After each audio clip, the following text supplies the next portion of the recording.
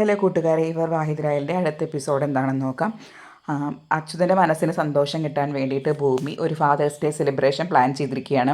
കാരണം അച്യുതൻ്റെ ശാരീരികാവസ്ഥ വളരെ മോശമാണ്. അപ്പോൾ ആ മോശമായ അവസ്ഥയിൽ അച്യുതന് ഒരു സെൽഫ് കോൺഫിഡൻസ് കിട്ടാൻ വേണ്ടിയിട്ടാണ് ഭൂമി അങ്ങനെ ചെയ്യുന്നത്. കൂട്ടത്തിൽ കുറച്ച് സന്തോഷം കൂടി ആവുമല്ലോ എന്ന്. പക്ഷേ ഇതേ സമയം അംബികയും അച്യുതൻ്റെയും മനസ്സിൽ മുഴുവനായിട്ടും ആശങ്കയാണ്. കാരണം എപ്പോൾ വേണമെങ്കിലും ഭൂമിയുടെ യഥാർത്ഥ അച്ഛൻ ഭൂമിക്കരികിലേക്ക് എത്താം.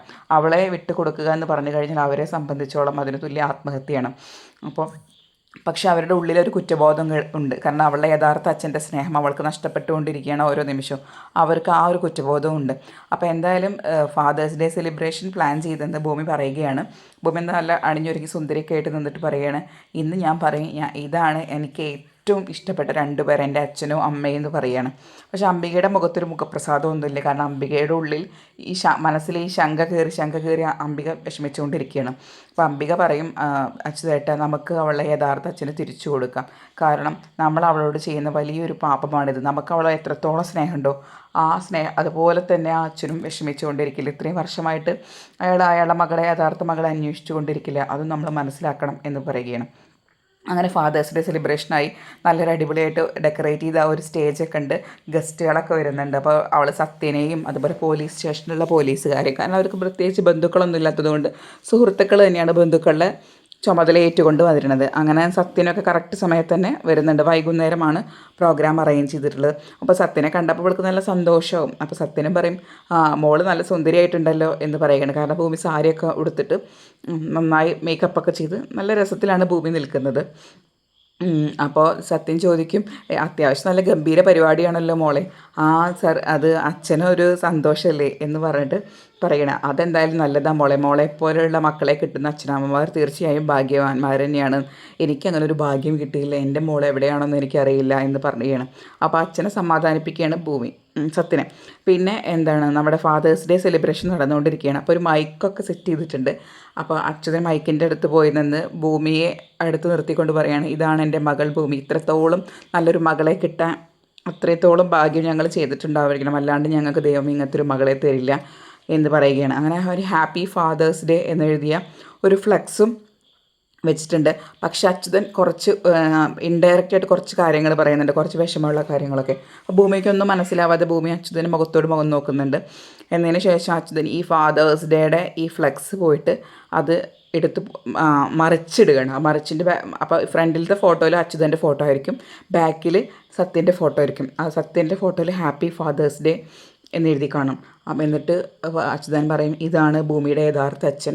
23 വർഷങ്ങൾക്ക് മുൻപ് ഞങ്ങൾക്ക് കിട്ടിയ അതാണ് ഞങ്ങളുടെ ഭൂമിയെ എന്ന് പറയുകയാണ്.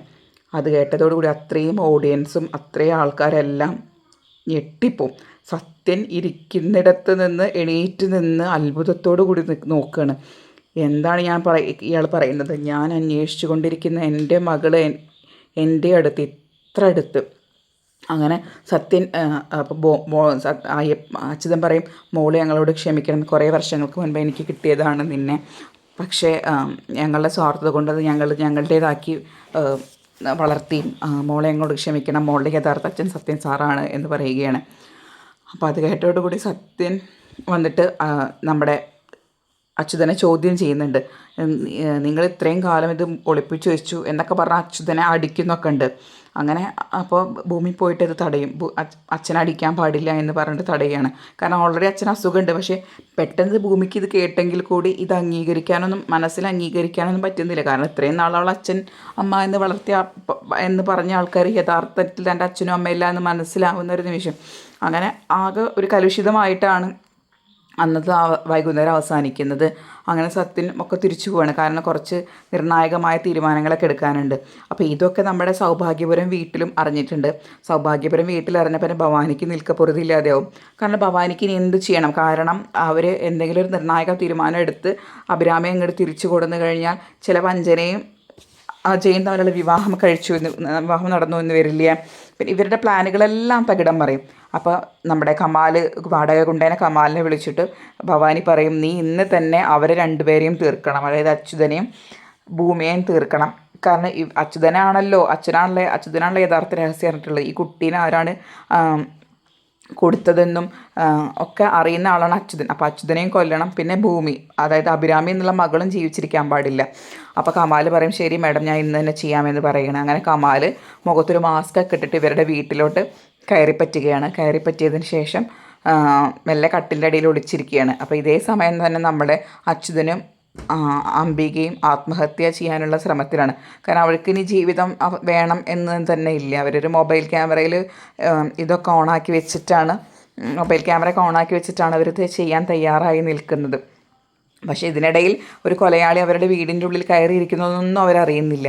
അങ്ങനെ കമാൽ വന്നിട്ട് അച്യുതനെ കഴുത്തിന് പിടിച്ചിട്ട് അച്യുതൻ്റെ കഴുത്തിൽ കത്തി വയ്ക്കുകയാണ്. അപ്പോൾ ഇതേ സമയം അംബിക വന്നിട്ട് ഇത് എതിർക്കുന്നുണ്ട് അച്യുതനെ രക്ഷിക്കാൻ വേണ്ടിയിട്ട്. അപ്പോൾ അംബികയെ തട്ടിയിട്ട് ഇയാൾ തട്ടിത്തെറിപ്പിക്കും. അപ്പോൾ തെറിപ്പിച്ച് കഴിഞ്ഞിട്ടുണ്ടെങ്കിൽ അംബിക പോയിട്ട് അംബികയുടെ തല പോയിട്ട് ചുമരുമ്മ ശക്തിയിലിടിച്ചിട്ട് അംബിക അവിടെ തളർന്ന് വീഴുകയാണ് ചെയ്യുന്നത്. അങ്ങനെ അച്യുതനെ കമാൽ കുത്തിക്കൊല്ലുകയാണ് ചെയ്യുന്നത്. പക്ഷേ ഇവർ ക്യാമറ വെച്ച് ലൈവ് പോയ കാരണം ഈ വീഡിയോ കണ്ടിട്ടുണ്ടായിരിക്കും പലരും. അങ്ങനെയാണ് ഇവരുടെ ഈ കൊലപാതകം, ഇവർ മരിക്കുന്ന കാര്യം മറ്റുള്ളവർ അറിയുന്നത്. അങ്ങനെ പോലീസും നാട്ടുകാരും ആൾക്കാരെല്ലാവരും കൂടിയിട്ട് വീട്ടിലോട്ട് വരികയാണ്. അച്യുതൻ്റെയും ഭൂമിയുടെയും വീട്ടിലോട്ട് വരികയാണ്. ഇതേ സമയം ഭൂമി അവിടെ ഇല്ല. എന്നിട്ട് നമ്മുടെ അജയാണ് വീട് അടഞ്ഞു കിടക്കുന്ന വീട് തള്ളി തുറക്കുന്നത്. അപ്പോൾ അജയിൻ്റെ അച്ഛൻ മാധവനും ഒക്കെ ഉണ്ട്. അങ്ങനെ തള്ളി തുറന്ന് കഴിഞ്ഞാൽ കാണുന്നത് അച്യുതനും അംബികയും മരിച്ചു കിടക്കുന്നതാണ്.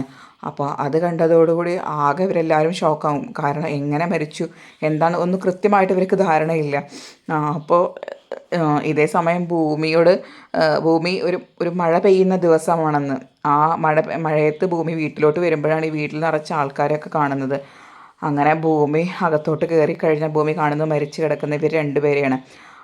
ഭൂമി അവിടെ നിന്ന് ഉറക്കെ കരയാൻ തുടങ്ങും.